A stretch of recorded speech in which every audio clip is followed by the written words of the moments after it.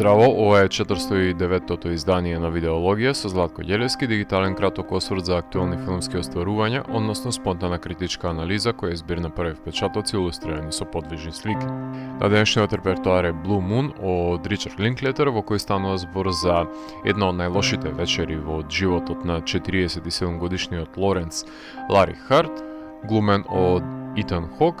текстописецот кој заедно со Ричард Роџерс, глумен од Ендрю Скот, само што на 31. март 1943 година премиера има неговиот бродвејски мюзикл Оклахома, кој Роџерс го реализира заедно со неговиот нов партнер текстописец Оскар Хамерштајн, кој секако дека е најголемиот хит во кариерата на Роџерс. Лари уште додека трае представата се упатува во локалот Сарди, каде по него ќе пристигнат и сите по завршувањето на премиерната изведба.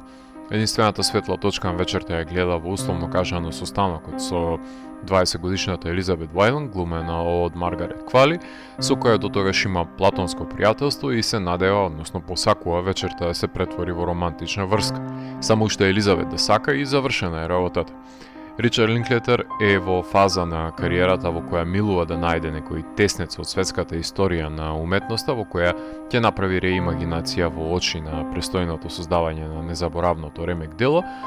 хипотетизирајќи за турбулентното чинодействие кое предходело на создавањето на творбата, пополнувајќи ги премолчените празнини на историските читанки со својата имагинација за конфликтите кои биле пресудни за да се зацврстат, односно скршат пријателство.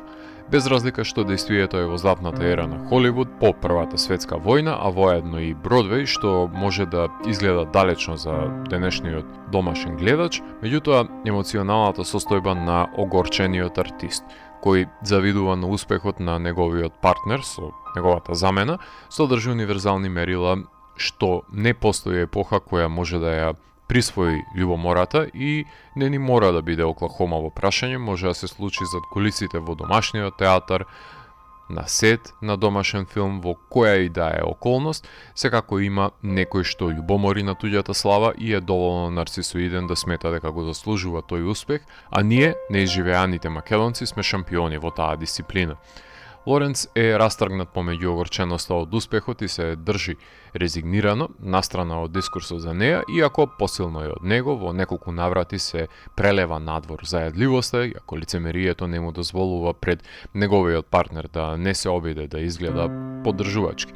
Ова е неговото збогување со светот од кој не е повеќе дел и се состои од неможноста да го прифати своето предвремено пензионирање со доблест, затоа што сведочиме на промена на вкусот на гледачкиот аудиториум во САД, кој сака да го пушти мозокот на пасење кога оди во театар, а не да се замара со скриени значења, пароли и мотивации, што па можеби не е погрешно ако го толкуваме како раѓање и авторското кино.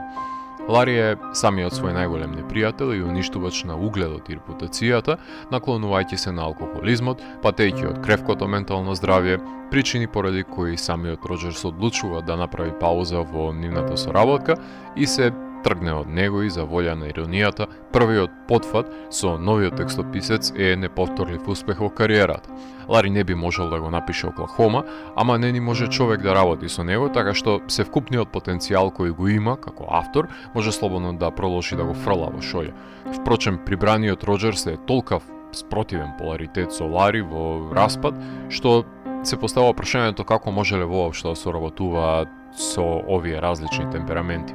Последниот удар кој ќе си го само нанесе Лери се однесува на неговата неуспешна мисија да претвори пријателство во романса, затоа што и тој случај, како и во случајот со партнерството со Роџерс, Лари постепено проектира надвор од домените на реалноста и потоа е обесхрабрен кога ќе се соочи со незината шлаканица. Лари не е најдобриот текстописец, ниту пак љубовџија, така што светот не се врти поседник на тоа што не е негово, дали слава, пријателство или љубов. На тоа рамниште, неговиот егоизам коинцидира со накривените очекувања на артистите во денешницата, кои живеат под девизата дека од раѓање им следува светот, наместо да бидат доблесни и да пофалат туѓ успех без да острат нож за нивен грб, суплементирајќи љубомора со омраза, кој налик Лари се опиени од убавина во чија близина може да се биде, но не смее да ја допрат, како и успехот кој може само да го намирисаат, но не и вкусат.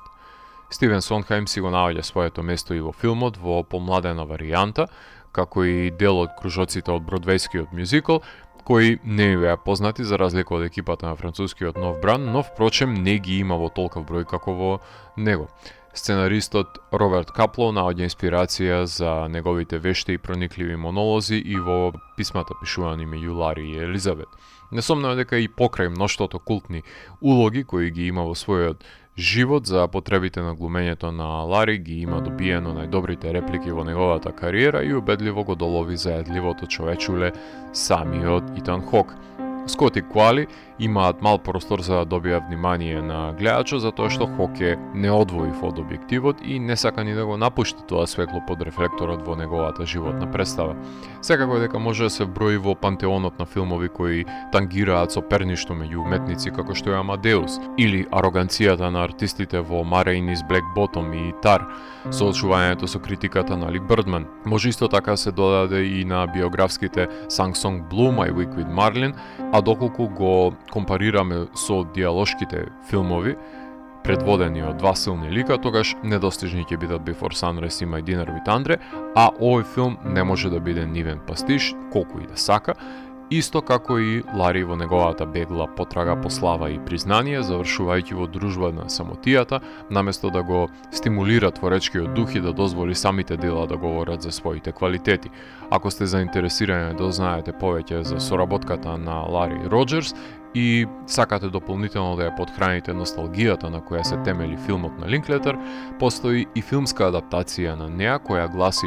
Words and Music од 1948 година, во која Мики Руни и Том Дрейк ги глумат нив. Композиторот Грахам Рейнолдс, со кој има огромна километражна соработка Линклетер, седнува на пијано и станува незапирлива придружба на Лари во неговиот солилокви, да биде продолжение на неговото ламентирање на сите пропуштени можности во животот, пијанистот во задимената кабаре која разбира тагата и очајувањето и ги преточува истите во адекватни ноти. Линклетер се подпира на своите чести соработници во повеќе сектори, како што и случајот со кинематограферот Шейн Ф. Кели, со кој ни сито и решето помина снимајќи го Boyhood, например, односно тој му е матичен директор на фотографија кој е заложен да ја долови интимата во задимениот бар во предвечерието на бурата пред да надојдат посетителите на представата, каде театрално ќе може да се наметне. Хок, барот е неговата театарска сцена каде Кели мора да најде начин да ја улови неговата ранливост во кадар и суптилно да се доближува и оддалечува од него во тој нивен заемен последен танц. Тоа што Хок е неколку глави повисок од вистинскиот Лари, значи дека постојано мора да се игра со перспективата за да се долови неговата инфериорност визави останатите. Монтажерката Сандра Адер исто така е честа соработничка со Ричард, односно таа ги сече и лепи неговите филмови што кога снимал на филмска лента, па и откако снима дигитално, а ова е филм во кој таа целисходно го раководи постепениот нанис од разочарување на Лари, за да може да посведочиме на етапното проголтување од страна на заборавот и секој негов крик против него е бесцелен затоа што дозволил да биде проголтан во стомакот на зверот. Секако еден лик, лимитиран, простор и многу лесно протокот на време може да натежне на гледачкото искуство, особено пред да дојдат ликовите на Скот и Квали, но Адер ги знае сите монтажни техники за еуфемистичко решавање на видливите рани на драматуршкото дејствие.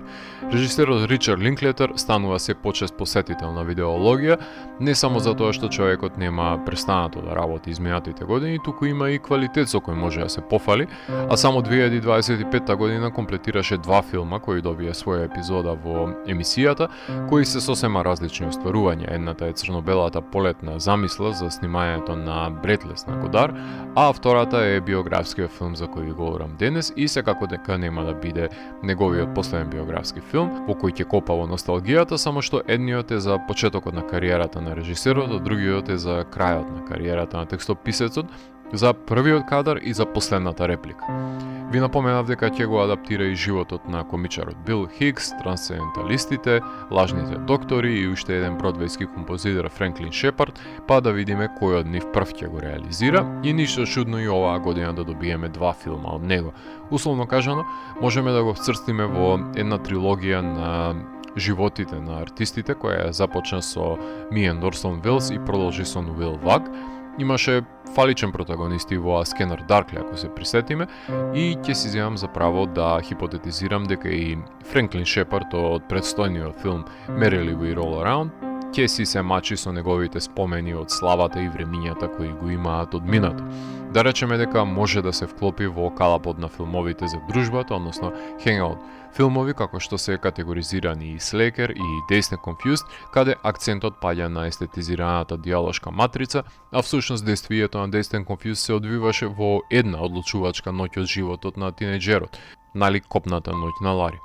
Без разлика што истурен е товарот на грбот на еден човек кој може да биде атлас и да се носи со него, како во овој случај, меѓутоа кога е во прашање оваа концепција, мора да ги набереме гномите дека пристапот го одзема се вкупниот воздух од творбата, немајќи простор за дишење на останатите ликови, завршувајќи со поимањето дека еден лик не го чини филмот комплетен. Лојалноста кон перспективата на Лари е за восхит, дознаваме што човек е тој, но со оваа децидна одлука се лимитира делокругот на останатите ликови. Филмот имаше својата премиера на Берлинале, каде Ендрю Скот, иако се појавува за прв пат во филмот во неговото средиште, беше награден со Сребрена мечка за најдобра споредна улога,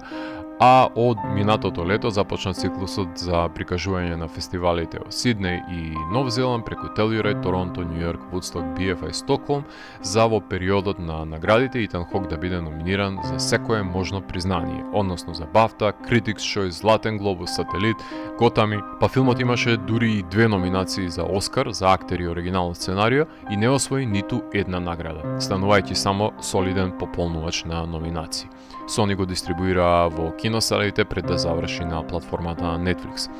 Филм за протагонист кој не може да се помери со фактот дека е дел од минатото, иако живее во сегашноста и ги има уништено сите можности за среќна иднина. Гледаме еден зајадлив, љубоморен лик кој завидува на туѓата слава и немо сведочиме на последиците од сопствената саботажа во животот. Ако морам да го еволуирам, тогаш Blue Moon од мене има 4 од 5. Доколку ви се допаднат 409-тото издание на дигиталната архива Видеологија, лајкувајте го видеото, споделете го и следете го каналот. Последете и поснатите рецензии на виртуелната полица. Ви благодарам за вниманието. Поздрав!